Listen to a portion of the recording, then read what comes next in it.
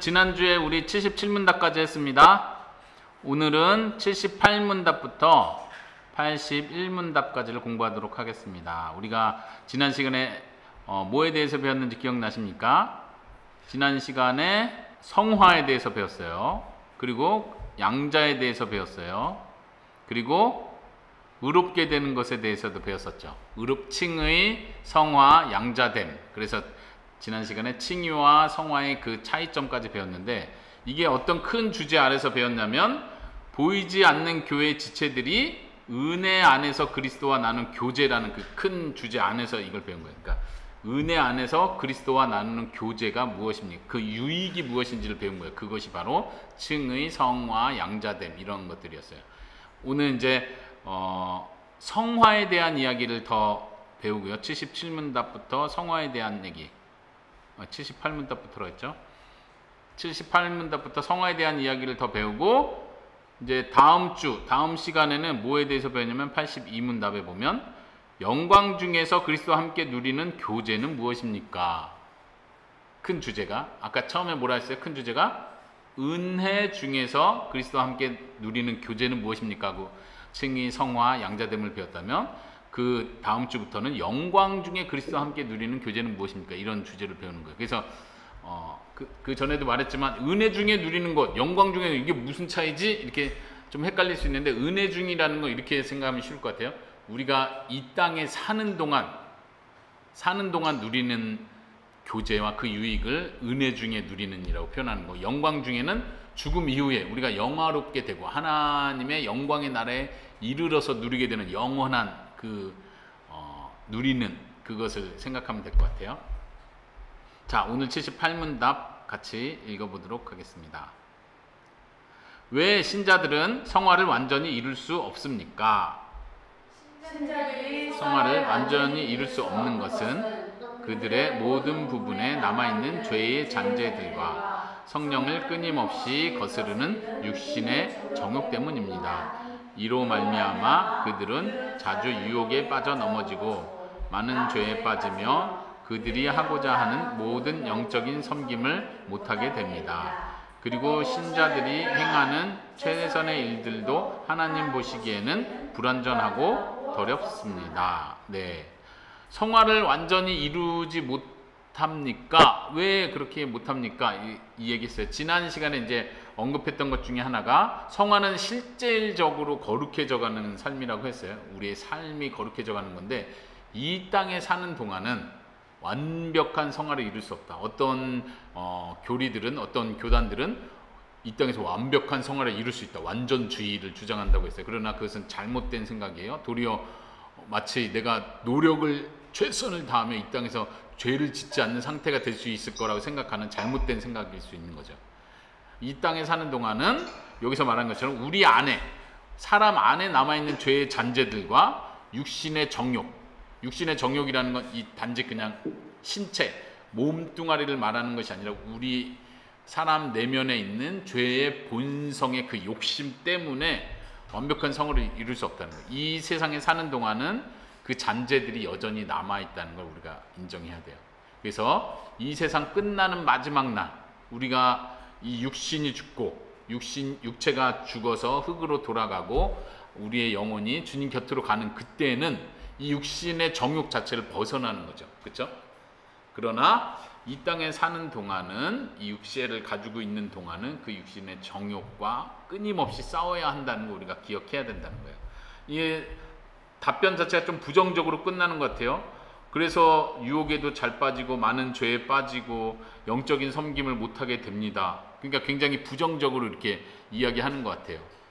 그러나 그러니까 어쩔 수 없어, 우리가 죄 가운데 사는 동안은 죄 짓는 게 당연해, 이렇게 받아들이라는 뜻이 아니라 도리어 겸손하라는 뜻이죠.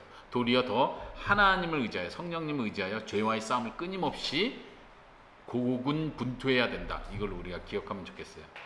마지막 부분에도 신자들이 행하는 최선의 일들도 하나님 보시기에는 여전히 불완전하고 더럽다는 사실, 이건 사람을 겸손케 만드는 거예요. 우리가 신앙이 자라고 성숙하고 주님의 일, 주님의 사역을 오래 하다 보면 마치 내가 주님을 위해서 대단한 일을 한 것 같은 느낌을 받는 거예요.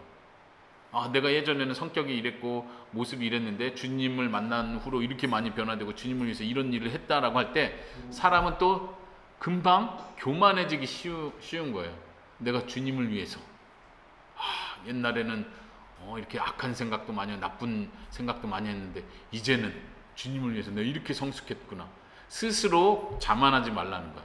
처음부터 끝까지 하나님의 은혜일 뿐만 아니라 여전히 내 속에는 죄가 남아있구나. 한순간이라도 우리가 방심하는 사이에 우리는 죄에 빠지기 쉬운 존재다. 내가 뭔가 주님을 위해서 하는 그 일조차도 하나님 보시기엔 불완전하고 더러운 것이구나. 엄마 아빠가 선교 사역을 해요. 선교 사역을 하니까 다른 사람들에 비해서 훨씬 더 훌륭하고 훨씬 더 주님을 위해 큰 일을 했다 이렇게 교만해지기 쉽지만 그렇게 생각해서는 안 된다는 거예요. 우리가 하는 선교 사역 역시 하나님 보시기에 불완전하고 죄에 묻어 있는 거예요. 그럼에도 불구하고 하나님께서 우리의 사역을 우리의 하는 일들을 기뻐 받아주신다는 걸 기억하는 게 중요합니다. 하나님께서 은혜로 예수 그리스도의 공로로 우리를 봐주시고 우리를 받아주시지 않으면 우리는 언제라도 주님께 스스로 인정받을 수는 없다는 사실 기억하면 좋겠어요. 네. 자, 79문답으로 넘어가 볼까요? 자, 79문답 질문은 참 신자들이 그들의 불완전함과 그들을 덮치는 많은 유혹과 죄 때문에 은혜의 상태에서 떨어져 나갈 수 있습니까? 답변 시작. 참 신자들은 하나님의 변하지 않는 사랑, 그들로 견인하게 하시는 하나님의 작정과 언약, 그리스도와의 나눌 수 없는 연합, 그들을 위한 그리스도의 끊임없는 강구, 그리고 그들 안에 거하시는 성령님과 하나님의 씨 때문에 전적으로나 최종적으로 은혜의 상태에서 떨어져 나갈 수 없으며 구원에 이르는 믿음을 통해 하나님의 능력으로 보호받습니다. 네, 질문은 뭐예요? 참 신자들도 아까 위에서 말한 것처럼 죄의 잔재들이 그들 속에 있고 육신의 정욕 때문에 자꾸 유혹에 빠지고 죄를 짓게 된다고 그랬는데, 그러면 그렇게 보자면 결국은 그 불완전한 참신자라는 사람도 여기서 표현하는 것처럼 은혜의 상태에서 떨어져 나갈 수도 있는 것 아닙니까? 이 질문이 나오는 거예요. 여기서 은혜의 상태에서 떨어져 나간다는 건 최종적으로는 구원을 잃어버릴 수도 있지 않게 됩니까? 이 질문이에요.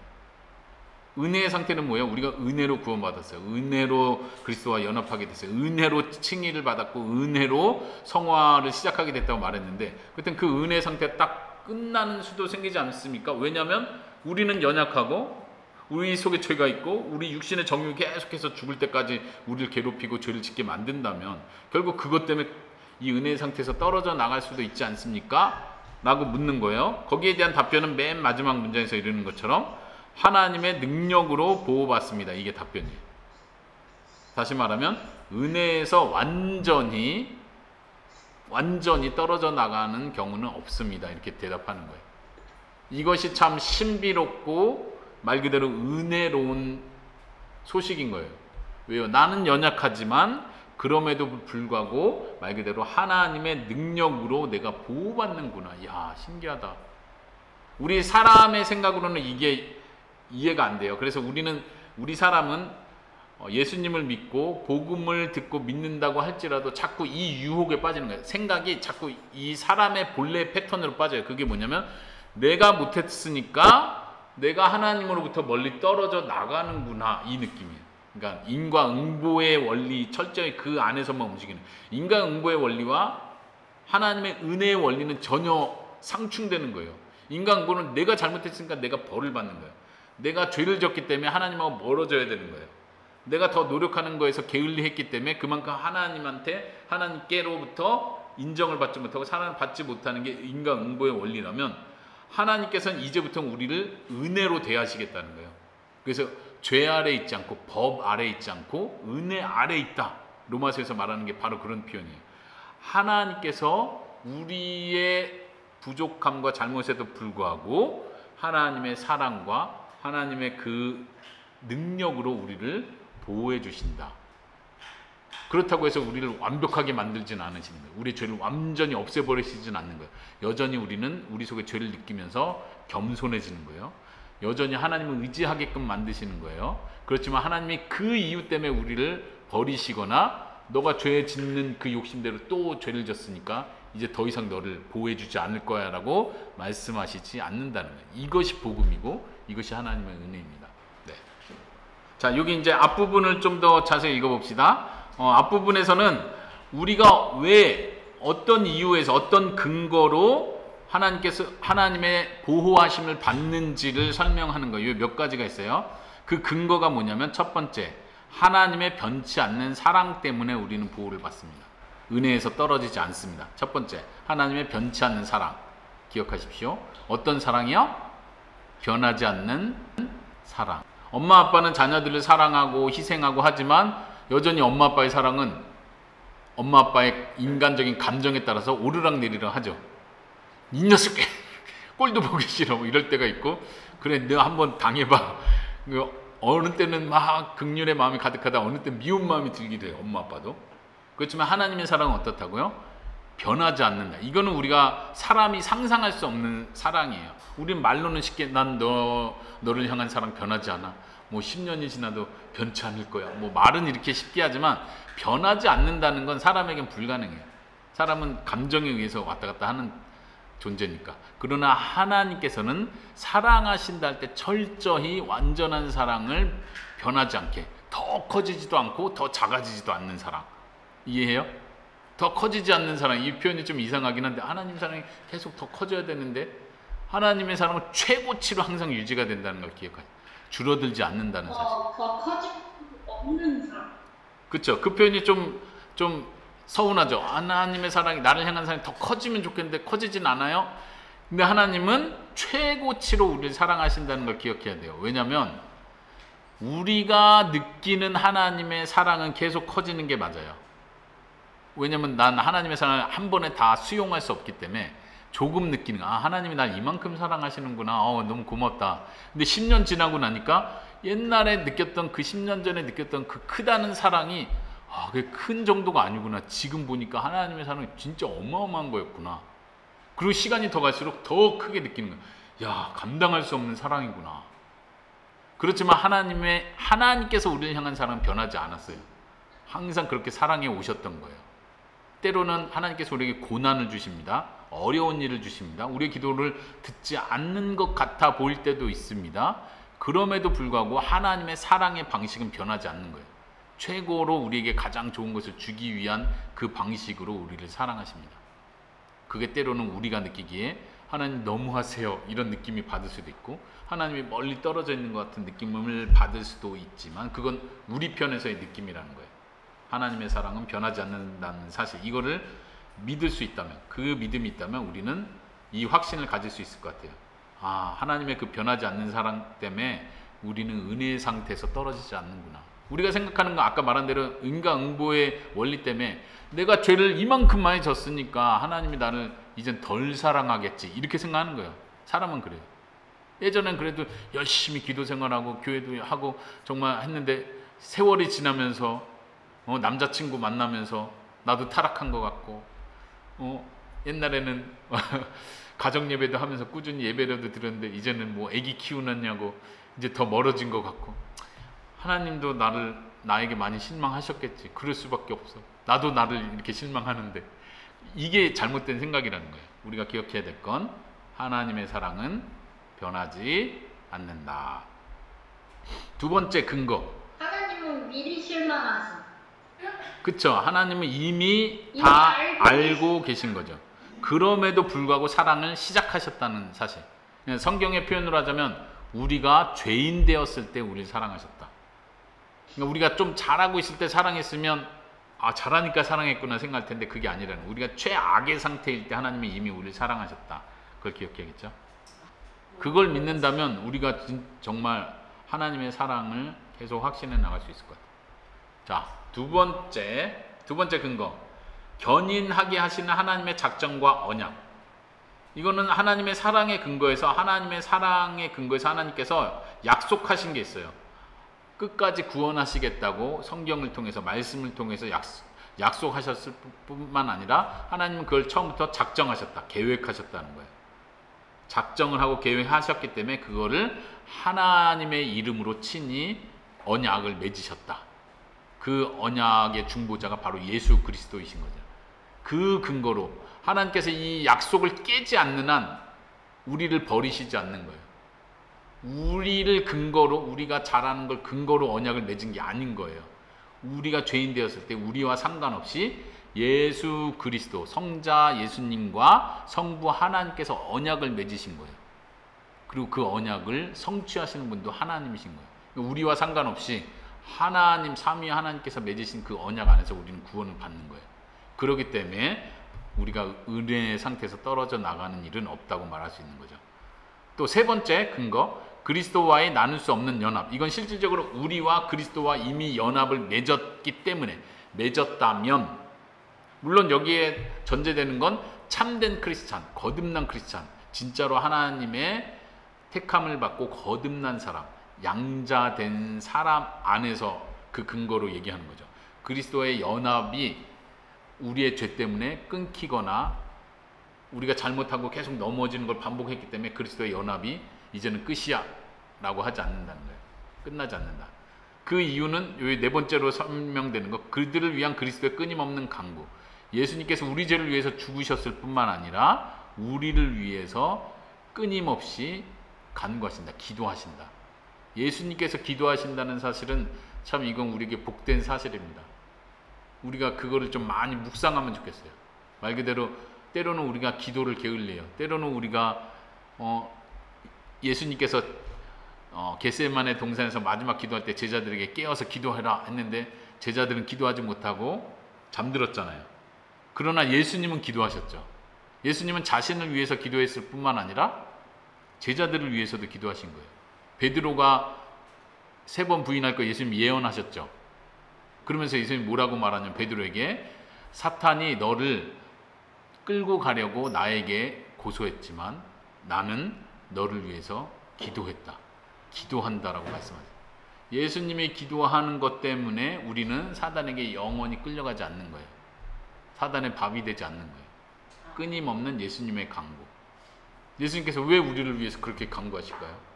왜 우리를 그렇게 사랑하시나요? 그 사랑의 근거는 우리에게 있지 않다는 걸 기억하는 게 좋아요. 알겠습니까?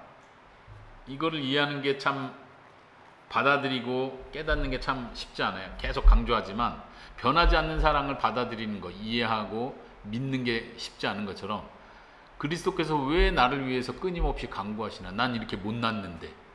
근데 우리는 계속 이 원리에서 고민하는 거예요. 내가 못났는데 왜 날 사랑하시지? 근데 사랑하시겠다고 하셨기 때문에 사랑하시는 거예요. 그래서 하나님의 사랑이 위대한 거예요. 우리가 예수님의 마음을 아프게 할 때가 많아요. 예수님의 말씀에 순종해야 하는 게 당연한데 그렇게 안 하고 예수님의 말씀을 소홀히 여길 때가 훨씬 더 많아요. 그럼에도 불구하고 예수님께서는 우리를 위해서 사단에게 끌려가지 않도록, 죄에 빠지지 않도록 끊임없이 간구하신다. 하나님 아버지께서는 예수님의 기도를 들으시고 그 예수님의 기도에 응답하시는 거예요. 그 응답을 누가 누려요? 우리가 누리는 거예요. 엄마가 딸들을 위해서 기도해요. 내가 너를 위해서 이렇게 기도했어. 엄마가 기도한 것 때문에 딸들이 받는 축복이 있어요. 그렇죠? 딸들은 기도를 좀 덜 했는데 엄마의 기도의 응답 때문에. 생각해 보세요. 예수님이 기도하신 것 때문에 우리가 응답을 받고 있다는 걸 기억해야 돼요. 내가 기도해서 내가 응답받은 게 아니라 예수님께서 하나님의 뜻에 완전 일치한 기도로 예수님의 삶 전체, 예수님의 인격 전체가 하나님께 받아들여지고 예수님의 기도가 받아들여지기 때문에 받으시는 그 응답이 우리에게 혜택으로 돌아오는 거예요. 그걸 생각하면은 우리가 내가 여전히 불완전함에도 불구하고 죄에 빠짐에도 불구하고 은혜의 상태에서 떨어지지 않는구나. 그러니까 시작부터 최종 구원에 이르는 순간까지 우리는 하나님의 은혜를 얻습니다. 마지막 한 가지가 더 있죠. 그들 안에 거하시는 성령님과 하나님의 씨 때문에 우리는 은혜 상태에서 떨어지지 않습니다. 성령님께서 우리를 위해서 간구하신다고 성경은 또 말해요. 성령님께서 우리를 인도해 주신다고 성경 말해요. 우리의 육신의 정욕이 있다고 했는데 육신의 정욕과 성령님의 이끄시는 것이 계속해서 갈등을 일으키게 만들고 성령님께서 우리를 날마다 새롭게 하시는, 우리의 생각이 새로워지고 마음이 새로워지고 때로는 지치고 넘어지고 쓰러질 때 성령님께서 우리를 위로해 주시는, 위로의 성령님이라고 표현하죠. 위로하고 힘을 주고 나도 모르게 다시 일어날 힘이 생기는 거예요. 하나님께서, 성령님께서 그 일을 하시는 거예요. 또 하나 이제 하나님의 씨라는 표현이 있는데, 이 하나님의 씨라는 표현은 성경에 나오는 표현이에요. 한번 찾아볼까요?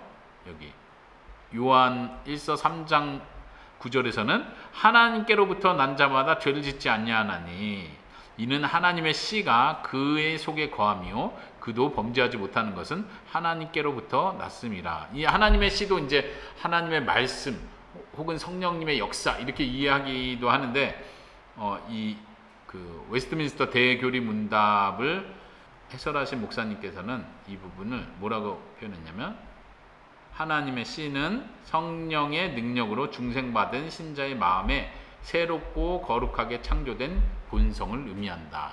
이렇게 해석을 했어요.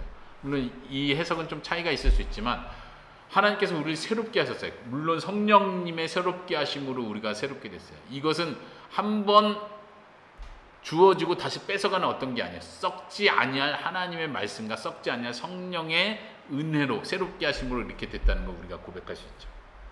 그래서 성령님이 우리 속에 거하심으로 하나님의 말씀의 씨가, 하나님의 씨가 우리 속에 있기 때문에 우리는 끝까지 하나님의 은혜 안에 거하게 된다. 그래서 전적으로나 최종적으로 은혜의 상태에서 떨어져 나갈 수 없다.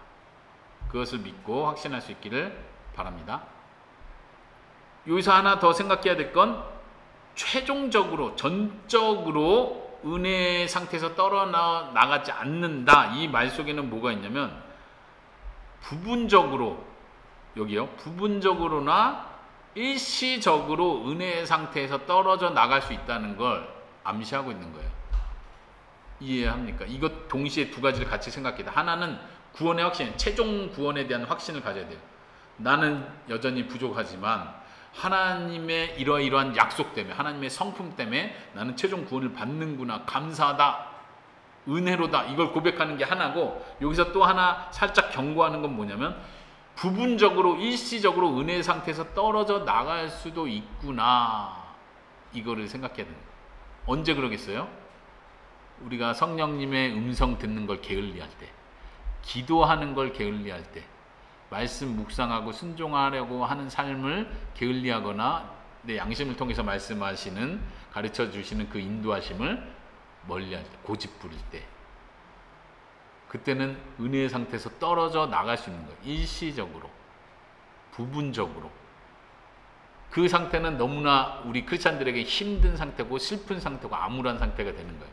그런 상태를 겪지 않기 위해서 우리는 부단히 성령님의 음성을 듣고 순종하는 삶을 살아야 되는 거예요. 은혜의 방편들을 사용해야 된다고 그러죠. 은혜의 방편들, 예배, 말씀, 기도, 교회 생활하는 것, 이런 것들이 우리에게 은혜의 방편이 되는 거예요. 이걸 부지런히 사용하지 않으면 자연스럽게 당연하게도 우리는 하나님의 그 은혜를 누리면서 살아야 되는 이 땅에서의 삶이 힘든 삶이 되는 거예요. 침체기에 빠질 수도 있어요. 오랫동안 그렇게 침식될 수도 있어요. 그걸 이겨내기 위해선 은혜의 방편을 계속 사용해야 된다. 이걸 기억할 수 있기 바랍니다. 자, 80문답으로 넘어가겠습니다. 그러면 그 다음 질문. 참된 신자들은 자신들이 은혜의 상태에 있고 은혜의 상태에서 견인되어 구원에 이를 것을 틀림없이 확신할 수 있습니까? 답변 시작. 그리스도를 참되게 믿고 그리스도 앞에서 모든 선한 양심으로 행하고자 애쓰는 사람들은 비상한 계시가 없어도 하나님의 약속의 진실함에 근거한 믿음으로 생명의 약속을 받은 것을 그들이 분별할 수 있게 하시며 그들이 하나님의 자녀임을 그들의 영혼에 증거하시는 성령으로 말미암아 자신들의 은혜 상태에 있고 은혜의 상태에서 견인되어 구원에 이를 것을 틀림없이 확신할 수 있습니다.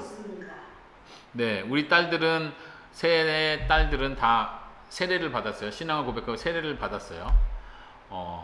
그러면 참된 신자는 은혜의 상태에서 견인돼서 최종적 구원에 이를 것을 틀림없이 확신할 수 있습니까? 이거는 이제 각 개인이 대답을 할 수 있는 거죠. 당신은 최종 구원에 이를 것을, 육신이 죽고 나면 하나님 계신 그 하나님 나라에 들어갈 것을 확신합니까? 이건 개인이 대답할 수 있는 거예요. 근데 여기서 묻는 질문은 그럼 모든 신자들이 그 확신을 가질 수 있습니까? 라고 대답하는 거예요. 여기서는 틀림없이 확신할 수 있습니다 라고 대답해요. 그러니까 왜 구분해야 될 게 뭐냐면 모든 신자는 반드시 확신해야 합니까? 이렇게 물어본 게 아니고 확신할 수 있습니까? 확신할 수 있습니다. 그러면 확신 못하면 참된 신자가 아닙니까? 그건 아니에요. 확신하지 못한다고 참된 신자가 안 되는 건 아니에요. 왜냐하면 이 구원에 대한 확신, 최종 구원에 대한 확신은 믿음의 본질이 아니기 때문에, 다시 말하면 구원에 대한 확신이 없으면 우리가 구원 못 받는 건 아니에요. 이해하겠습니까? 이걸 구분하는 게 아주 민감하고도 중요한 주제예요. 우리가 참된 신자라면 최종 구원 받을 것을 확신할 수 있습니다. 그리고 확신하는 것이 우리의 신앙생활에 아주 큰 유익이 있습니다. 확신하는 가운데 기쁨으로 살아갈 수 있으니까 불안해하지 않고. 그런데 모든 참된 신자가 구원을 확신하는 건 아니에요. 때로는 복음을 잘 이해하지 못해서 어떤 중요한 부분들에서 아직 여전히 의심되고 헷갈리기 때문에 구원을 확신 못할 수도 있어요. 때로는 복음을 충분히 잘 들었는데도 불구하고 어떤 밀려오는 불안감, 두려움, 혹은 아까 아빠가 설명한 것처럼 하나님을 더 바라봐야 되는데 내 자신을 바라보면서 스스로 얽히는 거죠. 생각이 얽혀서 내가 이렇게 부족한데, 내가 여전히 이렇게 부족한데 하나님께서 나를 최종 구원까지 인도하실 수 있나? 잘못된 어떤 믿음의 고리를 풀지 못한 거죠. 이런 부분 때문에 확신하지 못할 수도 있어요. 그럼에도 불구하고 확신할 수 있다는 사실을 여기서는 가르쳐 주는 거예요. 이제 81문단 마지막에서는 이 질문이 있어요. 모든 참된 신자들은 현재 은혜 상태에 있으며 장차 구원받으리라고 확신합니까? 그러니까 여기서 마지막 질문은 그거예요. 그럼 모든 신자가 구원의 확신을 다 가지고 있어야 합니까? 있는 겁니까? 여기서는 그렇지 않습니다 라고 하는 거죠. 여기 확신이 약해지거나 일시적으로 중단될 수 있습니다. 확신에 대한 거예요. 구원을 받을 수 있습니까? 참된 신자지만 구원을 못 받을 수도 있습니다. 이 얘기가 아니라 구원에 대한 확신을 잃어버릴 수도 있습니다. 이 얘기를 하는 거예요. 먼저 이 앞부분 80문답 다시 보겠습니다. 그러면은 구원에 대한 확신을 가질 수 있는 근거를 얘기하는 거예요. 자, 첫 번째, 구원을 확신할 수 있는 근거는 하나님의 약속의 진실하심에 근거한 믿음. 하나님께서 약속했기 때문에 나는 부족하지만 하나님께서 이 부족한 죄인을 하나님의 은혜로 예수 그리스도의 공로로 구원하시겠다고, 견인하시겠다고, 마지막까지 책임지시겠다고, 성경의 표현대로 하나님의 사랑에서 끊을 것이 아무것도 없다고 말씀하셨기 때문에 그 하나님의 말씀, 그 약속의 진실하심에 근거해서 그걸 믿기 때문에 우리는 확신할 수 있다는 거예요. 또 두 번째 근거, 생명의 약속을 받은 것을 그들이 분별할 수 있게 하신다. 하나님께서 우리에게 분별할 수 있는 은혜를 주시는 거예요. 내가 지금 믿고 고백하고 또 나에게 주시는 이 확신이 하나님께로부터 온 거구나. 하나님께서 나에게 이 확신을 주시는구나. 이걸 우리가 느끼고 분별할 수 있게 된다는 거죠. 또 그들이 하나님의 자녀임을 그들의 영혼에 증거하시는 성령님이 계세요. 성경에 보면은 성령님께서 성령님을 양자의 영이라고 표현하면서 성령님이 계신 모든 사람, 성령님이 내주하는 모든 사람은 아바 아버지라 부르짖느니라, 이런 표현이 있죠. 성령께서 우리 속에서 우리가 하나님의 자녀인 것을 증거해 주시는 거예요. 이거 내가 생각해 가지고 난 이러고 믿음은 이렇게 말했고 성경은 이렇게 말했고 내가 이걸 고백했으니까 맞아, 난 확신해야 돼, 확신하는 게 맞아. 내가 스스로 이런 결심을 만들어내는 게 전부가 아니라 성령님께서 그 확신을 나에게 주는 거예요. 그러니까 이건 부인할 수 없는 확신이 되는 거예요. 우리 딸들도 우리 자녀들도 이런 확신이 있어야 되겠습니다. 내가 결심해서 생각으로 암시로, 자기 암시로 만들어내는 확신이 아니라 내 속에서부터 나오는 성령님께서 주시는 그 확신이 있기를 바랍니다. 자, 또 자신들이 은혜 상태에 있고 은혜 상태에서 견인되어 구원에 이를 것임을 틀림없이 확신할 수 있습니다. 이렇게 표현이죠. 그러니까 세 가지 정도 근거를 생각하면 좋겠어요. 하나님의 약속의 진실함에 근거해서, 또한 그것을 분별할 수 있게 하시는 그 은혜 때문에, 또 증거하시는 성령님 때문에 우리는 그것을 확신할 수 있습니다. 근데 이 전제에서 뭘 말하냐면 예수님을 참되게 믿는다고 고백하는 사람. 그리고 또 하나 추가된 게 뭐냐면 모든 선한 양심으로 행하고자 애쓰는 사람들이 그걸 확신할 수 있다는 거예요. 그러니까 나 예수님 믿는다고 고백했어. 나 참되게 믿는 것 같아. 근데 삶은 여전히 죄도 짓고 하나님 말씀에 순종하는 건 게을리 하려고 하고, 그런데도 구원을 자꾸 확신하려고 하면 이거야말로 문제가 되는 거예요. 믿음을 고백할 뿐만 아니라 실제 우리의 삶에서 성화의 과정, 양심을 따라 하나님의 말씀을 따라 살려고 노력하는 그 사람들이 이러한 확신을 가져줄 수 있다는 거예요. 알겠습니까? 네. 마지막 질문으로 넘어가겠습니다. 이어지는 거죠.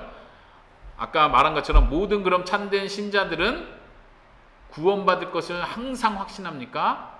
여기에 답변은 그렇지 않습니다요. 항상 확신하는 건 아니에요. 아까 말한 것처럼 이 확신이 약해지거나 일시적으로 중단될 수도 있습니다.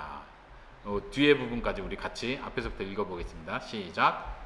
은혜와 구원의 확신은 믿음의 본질에 속한 것이 아니기 때문에 참된 신자들이 확신을 얻기까지는 오랜 시간이 걸릴 수 있으며 그들이 은혜와 구원의 확신을 누리게 된 이후에도 심신의 여러 병약함, 죄, 유혹, 탈선으로 확신이 약해지거나 일시적으로 중단될 수 있습니다.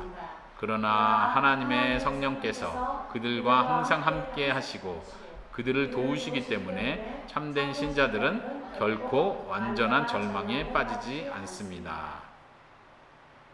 완전한 절망에 빠진다는 건 뭐예요? 난 구원받은 자가 아니야. 난 가능성이 없어 하고 끝장난다는 거예요. 다시 일어나지 못하는 상태에 빠진다는 거예요. 다시 일어나지 못하는 상태에 빠진다는 건 말 그대로 정말 믿음 자체를 잃어버리는 최악의 상을 말하는 거예요. 거기까지는 빠지지 않는다는 거예요. 아까 위에서 말했던 것처럼 전적으로나 최종적으로 은혜 상태에서 떨어져 나갈 수 없는 것처럼 구원에 대한 확신에 대해서도 확신을 100% 다 잃어버리고 완전 최종 절망 상태에 빠지는 경우까지 오진 않는다는 거예요. 하나님께서 성령님께서 그걸 허락하시지 않는 거예요. 때로는 우리가 죄를 반복함으로써 마음을 딱딱하게 하고 하나님으로부터 멀리하고 교회 생활을 멀리하고 아까 말한 은혜의 방편들을 멀리함으로써 구원에 대한 확신을 다 잃어버릴 수 있어요. 아, 내가 진짜 옛날에는 그렇게 기쁨도 있고 확신도 있고 예수님 때문에 기뻤는데 그런 게 싹 없어졌네. 난 뭔가 나 진짜 크리스찬 맞나? 이러한 상태까지도 갈 수는 있다는 거예요. 여기서 표현한 것처럼 병약함, 죄, 유혹, 탈선 때문에 이건 너무 괴로운 거예요. 크리스찬에겐, 진짜 크리스찬에겐. 그러나 하나님께서는 완전 절망 상태에 결코 내버려 두시지 않는다. 하나님의 사랑을 완전 끊지 않는다는 거죠. 그러나 이제 확신에 대한 얘기죠. 진짜 참된 확신을 얻기까지는 오래 걸릴 수 있다는 사실. 우리 에스더, 은총이, 진이가 구원에 대한 확신을 가지고 살면 좋겠어요. 이 복음의 원리를 잘 이해하면 나를 근거로가 아니라 예수 그리스도의 공로를 근거로 하나님께서 나를 사랑하셨구나. 이거를 믿고 또 하나 중요한 건 내가 예수 그리스도를 고백하는 게 말장난이 아니라 진심으로 내 온 마음을 다해서 나는 예수님을 나의 주로 고백하는구나. 내가 여전히 부족하지만 내 마음 깊은 곳에서 진짜 예수님을 나의 주님으로 고백하고 주님을 위해 살고 싶어하는 그 간절한 마음이 있구나. 이 마음을 내가 만들어낸 게 아니라 하나님께서 주신 거구나 라고 내가 확신할 수 있다면 이게 참된 믿음에 대한 확신이에요. 그렇다면 때로는 내가 부족하고 또 죄짓고 넘어지고 또 여전히 하나님의 사랑을 받을 자격이 없는 자라는 걸 또 새롭게 느낄지라도 구원에 대한 확신에 이를 수 있는 거예요. 최종 구원에 대한 확신, 우리 진이, 은총이, 에스더가 누릴 수 있기를 바랍니다. 네, 오늘 여기까지 하겠습니다. 질문 있습니까?